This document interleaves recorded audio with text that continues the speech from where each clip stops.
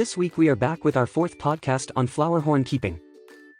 Let us revising our one of the most watched video on raising flowerhorn fries and what to feed them. Before we start this podcast, a big thanks to our audience for tuning in and supporting this channel.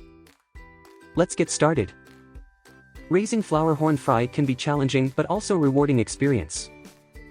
To successfully raise flowerhorn fry, you'll need to provide a clean and safe environment, feed them several times a day, and monitor their growth closely.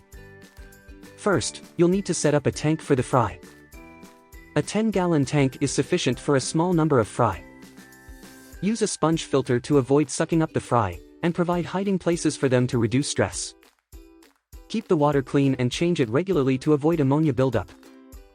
Feeding the fry is crucial for their growth and development. You should feed them several times a day with small amounts of food. You can feed flowerhorn fry a variety of foods, including newly hatched brine shrimp, crushed flakes, high-quality fry food, and small pieces of boiled egg yolk. It's important to feed them several times a day with small amounts of food to avoid overfeeding. As the fry grow bigger, you can gradually increase the size of the food. Remember to remove any uneaten food to avoid water quality issues.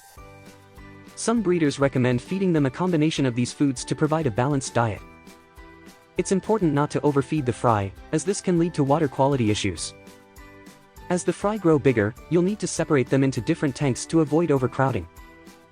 You can use a grow-out tank or individual tanks for each fry. Monitor their growth closely and adjust the feeding schedule accordingly.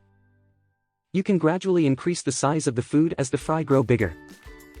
In addition to feeding and tank setup, there are other factors to consider when raising flowerhorn fry. For example, you'll need to maintain the right temperature and pH level in the tank. You should also avoid sudden changes in water parameters, as this can stress the fry. It's important to be patient and consistent when raising flowerhorn fry, as it can take several months for them to reach maturity. Overall, raising flowerhorn fry requires careful attention and dedication. By providing a clean and safe environment, feeding them a balanced diet, and monitoring their growth closely, you can successfully raise healthy and vibrant flowerhorn fish. If you have any questions or topics you want us to cover in next podcast, please drop them in comments and hit that subscribe button to never miss an update. Thanks for tuning in to today's podcast of A Pet Space, and we'll see you in our next episode.